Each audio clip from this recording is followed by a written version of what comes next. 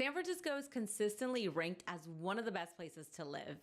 Does the high cost of living, taxes, homelessness, and crime, wokeness, traffic, weather, and the transient nature of the city make life unbearable? Whew, that was a mouthful. For some, it does.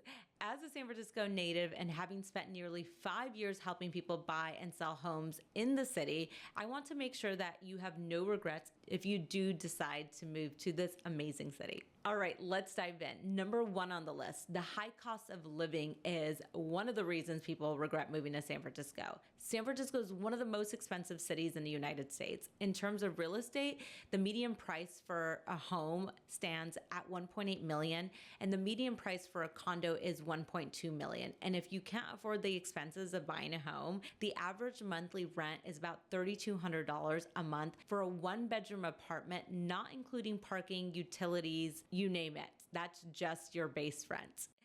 In addition to your bottom line mortgage or rent, the cost of goods and services has soared in San Francisco too. It's not uncommon to pay $8 plus a tip for a coffee and nearly $18 to $20 for a cocktail. And you can rarely get away with paying under $75 if you're a couple dining out, and that's without having any cocktails. Grocery prices, the cost of recreation and entertainment are also higher here than most other places. We've seen memes circulating the internet joking about just stepping foot out of your door in San Francisco. It would cost you $50 before you even make it to the coffee shop. It's a really funny meme, but wow, is it so true?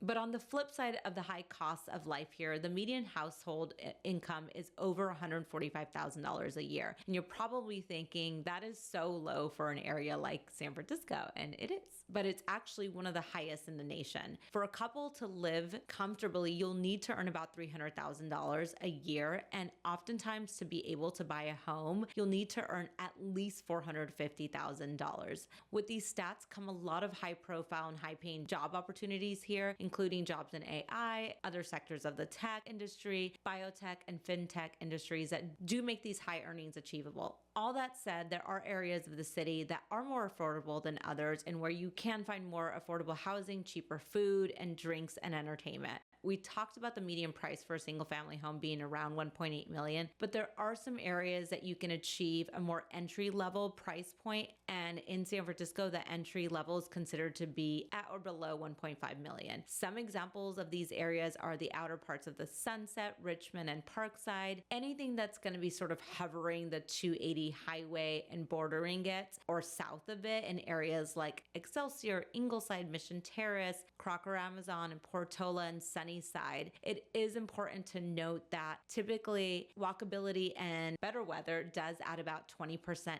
each to value. So while moving to some of these more entry level price point areas, you are going to lose walkability and weather. So you're not going to be able to walk to a cool coffee shop, to a Pilates studio. You're definitely getting in your car and driving to places. And then it's cooler in these parts of town where you are going to experience more fog and that sort of thing. But there are some areas where you can buy at a lower price point. I'm Yesenia Rogers, an agent on the Krishnan team. My team and I have ranked among the top agents in San Francisco for over a decade, and every day we help buyers and sellers just like you looking to make a smooth move into or within San Francisco. Feel free to text us to set up a call to answer any questions you have. All right, number 2 on the list are the high tax rates. Tax rates in California have been historically high. California has the highest state level sales tax rate at 7.25%, and in San Francisco, it's even higher at 8.625%. And some people hand over more than a third of their paycheck every week to taxes. If you're in a higher tax bracket, it's even higher. You might have to fork over more than 40% of your earnings to the government, making this a big reason people regret their decision to move to San Francisco. With the business tax approaching 9%, California has been considered one of the least business-friendly states in the US. Even before the pandemic, businesses were leaving San Francisco for states like Texas, Nevada that did offer lower or non-existing corporate tax rates. On the bright side, and contrary to popular belief, California does feature some of the lowest property taxes in the country. After we passed Proposition 13 a few years ago, where the state restricts an increase on assessed values for taxes and caps them at not greater than 2% each year. So while our taxes are high in San Francisco, low property taxes do soften the blow when you're getting hit with other high tax rates.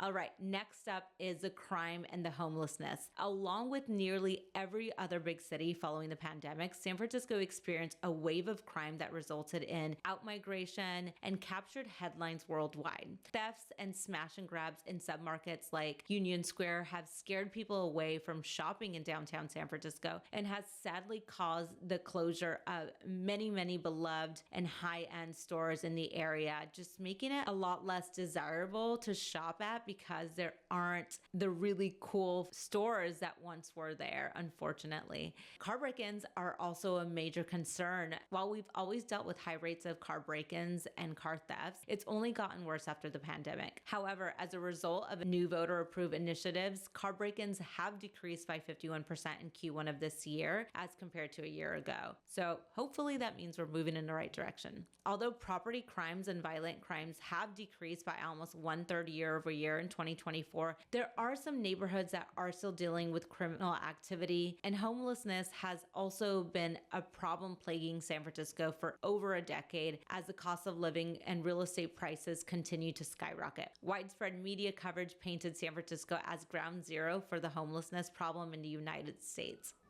However, it's contained in a small area of the city, and not all parts of San Francisco deal with this level of homelessness. There are many areas that do not experience homelessness really much at all. Many neighborhoods on the north end of town, like the Marina, Cow Hollow, Pacific Heights, Presidio Heights, and many other central areas like Noe Valley, you do experience a lot less homelessness, if at all. All right, next up on the list is the wokeness. San Francisco is known for being progressive, sometimes to a fault. We tend to promote social justice, inclusivity, and awareness of discrimination, empowering marginalized communities and fostering cultural sensitivity. This can lead to intolerance and differing opinions, excessive political correctness, and social polarization. While it drives progressive and accountability, it may also contribute to cancel culture. Some find it regrettable to be in this kind of environment, unfortunately. All right, next up, traffic, and more traffic. Never-ending traffic is another reason people regret moving to San Francisco. Simple stats don't accurately describe the city's traffic problem. You have to experience it firsthand to see how truly maddening it can be. During rush hour, it can add hours to your commute to Silicon Valley or the East Bay. Even getting from one end of town in our small 7x7 city can be slow going. You'll want to plan around things like San Francisco Giants games, concerts, events at the Chase Center, and citywide events in general. Heading east to Lake Tahoe or north to Marin County on a Friday or Saturday morning is really not ideal. I live in South Beach, and nearby we have 3 different Bay Bridge entrances, and I've learned that if I don't want to sit in my car for an hour to move a few blocks, I avoid driving in the area altogether from the hours of 3 p.m. to about shortly after 6:30 p.m. But with all that traffic, where is everyone going? Well, there are a lot of fun events and attractions that happen here, and if traffic has you down, the Bay Area, fortunately, has plenty of public transportation options, including BART and Muni to get you around. BART is our regional underground train system, and Muni is our light rail and bus system, which moves people from one corner of the city to another. BART is also, as I mentioned, underground, and it does avoid a lot of that traffic. If you're heading south to the peninsula or to the East Bay, BART is a great option. All right, number 6 on the list, lack of seasons and cold weather. San Francisco is not like Southern California, you guys. It's cool in San Francisco all year round. Our city lacks the 4 seasons of winter, spring, summer, and fall. Temperatures hover around 60 degrees year-round, with the exception of 1 month, September, when the fog banks give away to sunshine and open up to 80-degree weather. We've all heard the saying, the coldest winter is the summer spent in San Francisco, and it couldn't be more true. San Francisco is perhaps best known for its stubborn, thick fog. In fact, the fog is so thick that it has its own name, Carl. Carl may be gloomy, but he is beloved to some, not me.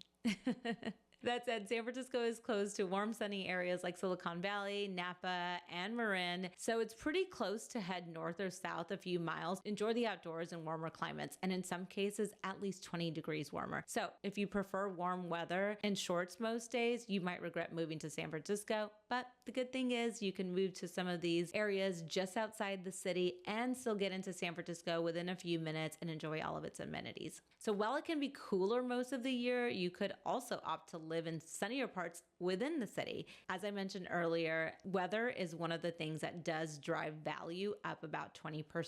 And so some of the areas that you could move into that are generally sunnier are areas like the Marina, Bernal Heights, Potrero Hill, South Beach, or Mission Bay are all great options. With our microclimates, these neighborhoods are rarely foggy, or at least after 10 a.m., and they tend to be about 5 to 10 degrees warmer in temperature than other neighborhoods. In these warmer areas, we are seeing more outdoor restaurant seating and rooftop bars pop up as well, which is so fun and something that I always felt the city lacked. Thanks to COVID, outdoor dining is here to stay, and I'm really excited about it.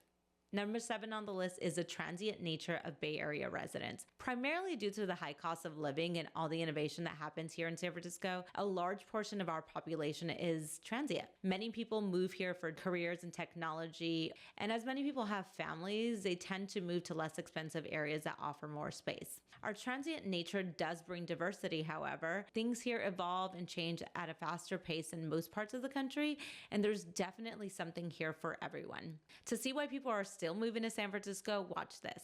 And while all of this is true, San Francisco still remains one of the most beautiful cities in the world and attracts tourism from all parts of the world. So if after watching this, you are still considering a move to or within San Francisco, we'd love to be your go-to real estate source. Call, text, or email us. We'd love to help. And subscribe to our YouTube channel so you don't miss a video.